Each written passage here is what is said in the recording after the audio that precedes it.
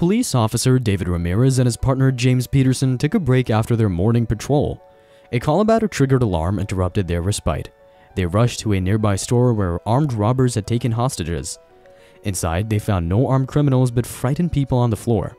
David chased a young hooded fugitive only to discover it was his own son, Jake. Shocked, David grappled with the situation while James urged caution.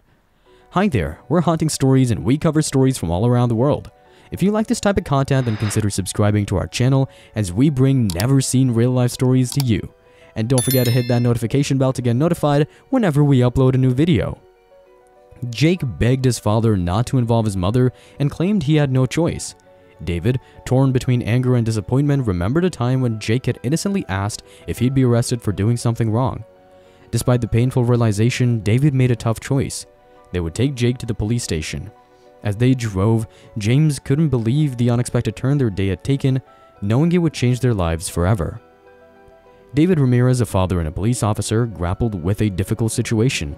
His son, Jake, was locked up in a cell, arrested for his involvement in a robbery. David's heart ached at the sight of his own flesh and blood behind bars. However, what troubled him even more was the question that gnawed at him. Why had Jake, who received an allowance and had all his needs met, resorted to such criminal behavior? As David's partner James prepared to end his shift, he couldn't fathom leaving Jake incarcerated overnight. He questioned David's decision, urging him to not be harsh on his son, but David, determined to uphold his principles, explained that he couldn't show favoritism just because it was his son in custody. He decided that Jake would spend the night in jail. Driving home, David felt a growing sense of dread about breaking the news to his wife, Sophia. How would she react to the revelation that their son had committed a crime, and worse, that her husband had been responsible for his arrest? On the way home, David encountered a traffic accident that brought back memories from his own teenage years.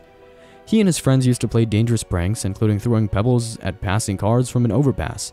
One reckless act led to a stone crashing through a car's windshield, causing an accident and a massive traffic jam. Fortunately, the driver's injuries weren't severe and no one was held accountable. David's parents had been unaware of this involvement in the incident until a police officer visited their home to investigate. David recalled the fear of almost being caught and the stern punishment he faced from his parents. It was a pivotal moment in his life, one that set him on the path to becoming a police officer.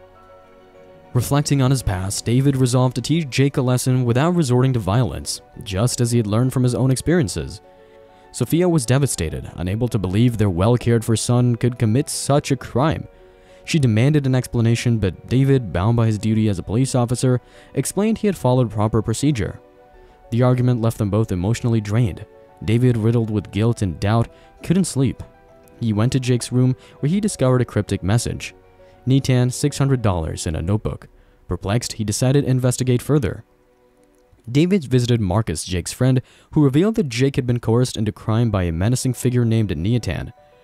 An accident involving a stolen car had led to their confrontation with Nitan, who demanded money and resorted to threats. David and his partner James tracked down Nitan, leading to a confrontation. They arrested Nitan, who callously stated Jake deserved consequences for his actions. At Jake's court hearing, David presented security camera footage that showed his son's reluctance during the robbery. The judge watched as David, despite his role as an officer, handcuffed his own son, shedding tears. Jake confessed to his involvement but stressed he did it out of fear for his life and his friends. His words touched everyone present. The judge, moved by Jake's sincerity and David's unwavering commitment, ruled Jake was a victim and declared him innocent. Jake would serve no sentence but complete 3 months of community service.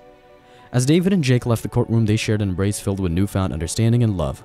David knew he couldn't undo the past, but he could ensure a better future for his son by being a supportive and understanding father.